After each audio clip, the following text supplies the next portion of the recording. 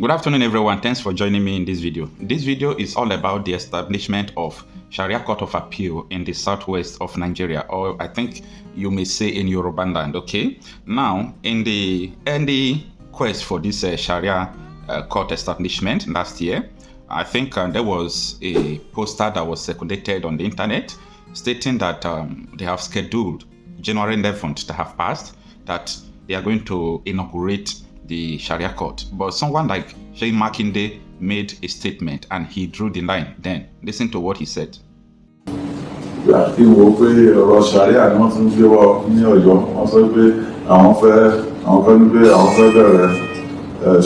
court.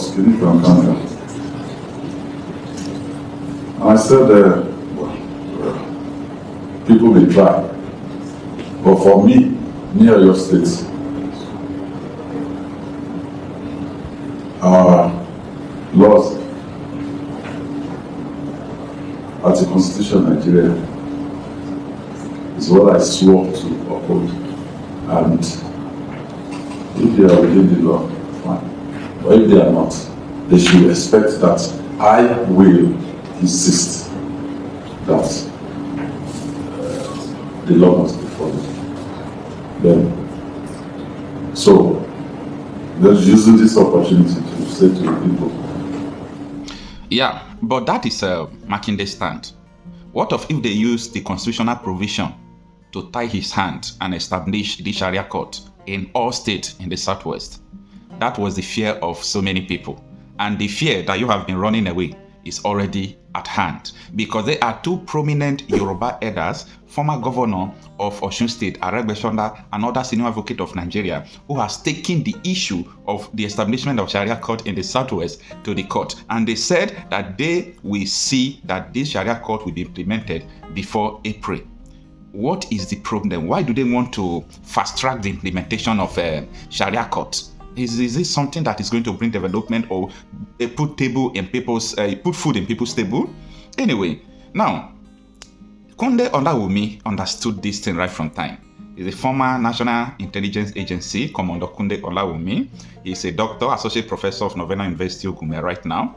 This man is an honest man, and he said that there is nothing that will stop the Islamization of Nigeria, because in his capacity as the National Intelligence Agency of Nigeria head, he knows what is going on, and a lot of Boko Haram members he arrested. They said people who are sponsoring them are in Aso Rock, people who are sponsoring them are in the Senate, and so on and so forth, that he have seen everything, that the Islamization of Nigeria will never have a stop. Now, this is what is trending, and this is what these two prominent Yoruba elders are doing. I want to share this with you because when I share an information, take it that it is done, because I don't share information anyhow. Now, this is what is happening. Aregbesola Adesina champion Sharia law in Yoruba land, citing constitutional provision.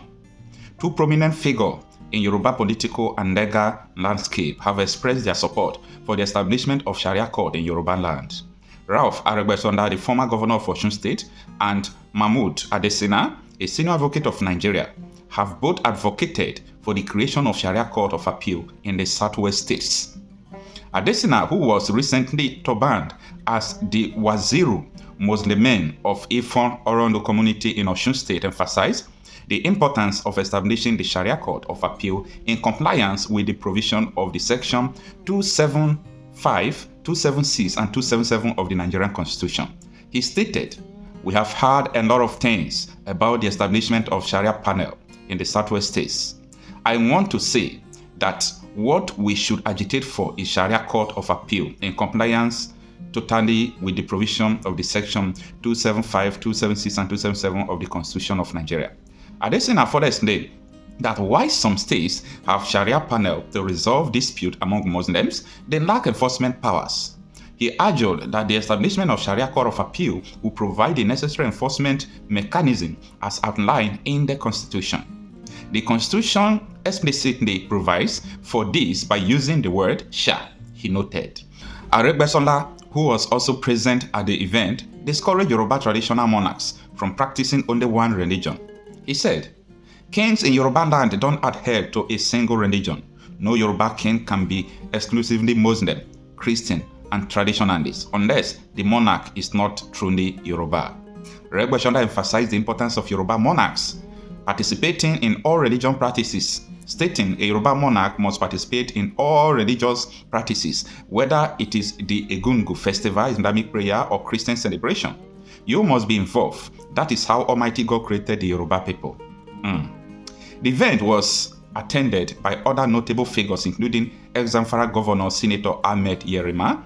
The development is seen as a significant step toward the establishment of Sharia law in Yoruba land, with both Aregbesola and Adesina citing constitutional provision to support their argument. This Sharia law or Sharia code would be implemented no sooner than the date they are citing, April this year. Now, let us come to think about this. There is a problem about establishment of Sharia court in Yoruba land. Ordinarily, the 12 northern states are only states that the constitution says they can enforce the Sharia law. Now, if they put it in the southwest now, don't forget that what these people are standing on is that they are Muslim majority in Yoruba land already. So what it means is that once we have Muslim population like in Delta State, there will be Sharia court in Delta State. When we have Muslim population in any state in Nigeria, there will be that constitution. But if we have Christian majority in Zamfara, there is no ecclesial law in the Nigerian constitution to enforce. You people don't understand this game at all. Obasanjo is the pioneer of all this. Obasanjo allowed Sharia court into Nigerian constitution while Nigeria is a secular state. That is the genesis of all these things happening. If there is no Sharia court, Sharia law in Nigerian constitution, why would everybody be talking about Sharia law? This is a secular state for that matter. We have different type of religion in Nigeria. And you know what? I'm no longer concerned about it, because for me, I have to stand in left with my conscience, because there is no country that can be allowing this systematically, I will call it imposition of religion. Believe it or not, okay? When this law is being established, you know what it means? It means the court has jurisdiction. The court has jurisdiction over the territory. You don't get it. When a court has jurisdiction over the territory, that court, can try you. You may say that, oh, I'm not on the Sharia. Sharia is not. I don't believe in Sharia court. If you don't believe in Sharia law, don't worry. Go to Sokoto State, open a beer panel, open your beer, be drinking it in public. They will behead you. You are a Christian, right? Go and try it there. So when this jurisdiction is being conferred in Yoruba land, there is going to be a clash of interest. There's going to be like a war between two major religions in that place. Because if you do some things now, they will say Sharia court is against it. Don't be surprised that the police, the court Hizbah will be there, because they are the one that will enforce the court provisions or court orders. Nigerian police don't enforce Sharia court order, okay? It is the Hizbah police, so they will be there to enforce it. So what if you drink beer, they call Hizbah police for you as a Christian Yoruba land? They will take you to court, sentence you. So there is a problem already. There is a problem. I want you to take your time and watch this video to the end. This video explains in details what is about to unfold in Nigeria. It's all about my previous broadcast and what this Navy Commander Kunde Olaomi stated about the issue of Nigeria becoming an Islamic state. Take a listen. Do you know that? Commander Kunde Olaomi, right? If he were to be in US, it's like the highest rank, like CIA. Yeah. Yeah. As in, he has attained the highest level for CIA. So people like that, when they tell you something, you should take it to the bank. You don't understand? So person like that tell you the only solution. Remember, he told you the only solution is breakaway. Yeah. That will not be the same at all. That's what he said on national television. So if person like that, they tell you the only solution is breakaway, who me and you gonna be to the argument? You don't understand? Who me and you gonna be to the type officer? Somebody who has spent 35 years in military intelligence, in DIA, in NIA, he has where you want to talk? The way people that brought this guy, February, into power, or facing the CIA. Somebody like that is telling you from all he did masters in Islamic and he did doing masters. He has told you that the masters have a PhD. He has told you that the solution is breakaway that they are not going to stop until you do it. So who are you to argue? What do you know? What me and you all know now to come the door say let's manage. He even gave you the instance of Turkey. I know they give that instance, but people know they listen. Go check the history of Turkey. Check the history of Lebanon.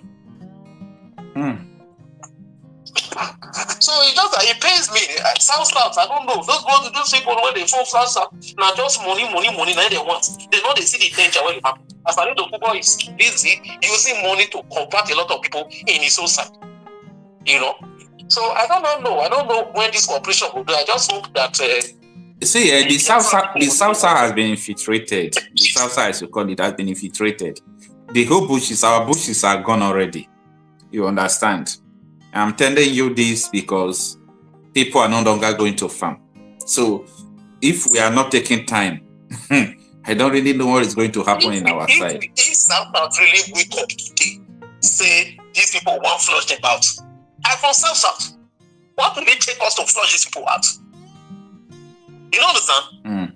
If you want to talk of men for not be we get not be we now. If they talk of men they now. That constitution is a fraud.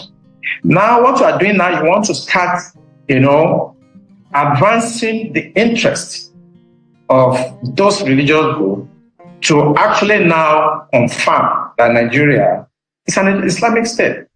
And let me tell you something that people don't know. This thing was caused by the British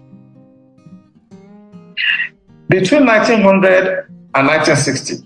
They knew that they cannot govern the North except they allowed them to practice their religion, and they were using their religious leader to basically govern them. It is called indirect rule.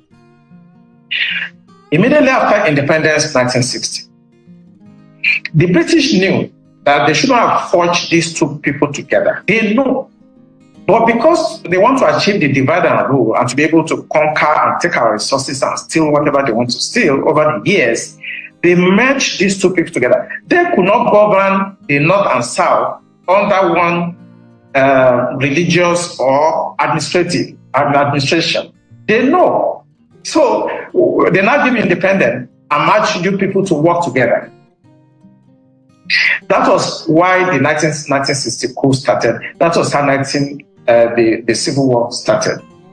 Now, 86, Babangida came with the OIC stuff, trying to Islamize us. It didn't work.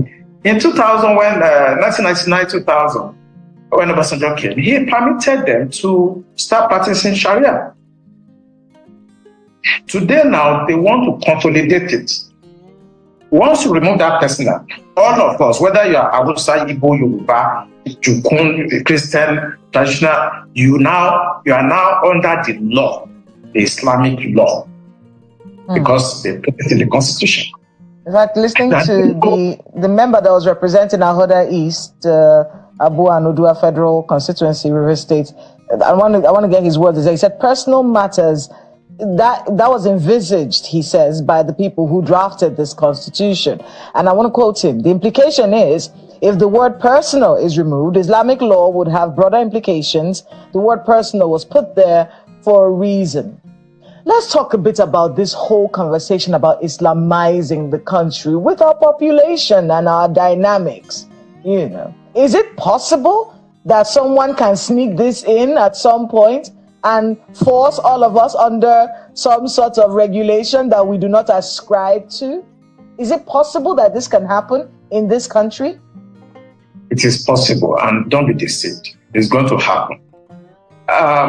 Do you know Constantinople? Today's Turkey? They were almost 98% Christian before now. Today, it's an Islamic country.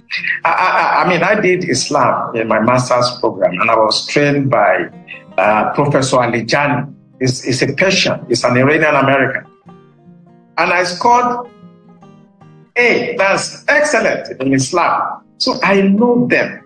It may take them 1,000 years. They will Islamize Nigeria. So they will take it slowly, gradually. They don't forget. All of us will be dead after some time. Our children that don't care, all this Gen Z will come. They will still Islamize this country. If they can do it in Turkey, today's Turkey, what stops you? Why do you think they won't do it here? Except we take steps now, because we are the ones that are talking about these things. Our next generation in 50 years will not even care. You understand? So I'm thinking that if some part of the country, I don't want to be specific, if they feel strongly about an ideology, a religious, I think they can restrict it to their area. And I think maybe Tinubu should do well by developing this issue of regional autonomy where everybody should organize themselves, or at worst, let the country actually go apart and you can do whatever you want in your area. I've come to that conclusion that I don't think we can stay together because of this very strong belief about religion. So it's either we stay together or people should mind their religion and stay where they are and practice what they want. Imposing it on others is wrong. I study Islam, and I don't want to talk blasphemy here. If I start talking about Islam in the next 3 hours, we will not live here. No, we don't want you to talk blasphemy either. Talking about our country, in many, we are not a religious country, so to on paper. We're a secular nation. What kinds of conversations should we be having with the Nigerian people, especially the younger generation, about how to ensure that we remain secular, where you can practice your religion in any part of the country that you please without imposing your views or belief systems on any other person? What kind of conversations should we be having, and what should our lawmakers be thinking at the back of their minds? At least they've made the first step, which is dropping this bill and ensuring that it doesn't go through. But in subsequent conversations that you said will inevitably come up, what should we be doing as a people to ensure this doesn't happen? I'm going to be extreme. For me, if you look at Sudan, or we have now North Sudan, South Sudan, I think we should have Northern Nigeria and Southern. Then they can practice whatever they want. There's no dialogue because they will not stop. I've told you it may take 1,000 years. They will still do it. But if you let everybody go their way, maybe you have enough. That is it. They remain there and you have the sovereignty down south. Then you can do what you want. But if you remain and you think you can talk to your Jersey and people that don't care about anything, it will happen. It took hundreds of years before Turkey, Constantinople, Istanbul was converted completely today. And if you look at history will tell you that you cannot assuage these people. Who owns those banks? I did a lot of research, and I want our audience to go and find out the owner of Taj Bank and the other bank. Then the picture will start getting clear to you. You have the Jaiz Bank and you have the Taj Bank. It is an open source information. Go on the internet, the board of directors, you will see the shareholders. I don't want to mention them on national television. Go and do your research.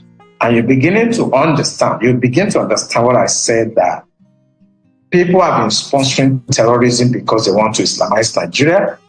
Now Tinubu has come, and it's a little bit very hard on them. That section, the kinetic approach is failing. So they are now trying to bring it through the constitution, want to legalize it. If we cannot go through the bush and kill as many people and they are still resisting us, and this man has come and is fighting this is just killing all the fighters, then let us go to the house and bring it in through the back door. We just remove that clause, personal. They will not know. They may not pay attention. They will just, and that is it. They will still do this thing. Go and find out the owners of those banks. They are the ones sponsoring these narratives. And I always say it on television, go after the sponsors. Those guys speaking in the house, they are just paid to do that. And with time, they're going to bribe the remaining ones and they will pass it. If not this year, it may be 10 years' time. If it's not 10 years' time, it may be 50 years. They are going to Islamize this country. But I think the solution, what we should be discussing with people should try to understand we are not the same people. The North and South are not the same. The British understood. That's what they are doing indirectly. And they deliberately merge us so that we can continue to fight like this. And they can continue to take our resources away. Speaking about the British, there are several theories out there in terms of all of this Chatham House moves and why our leaders always go to the West before elections. Do you think that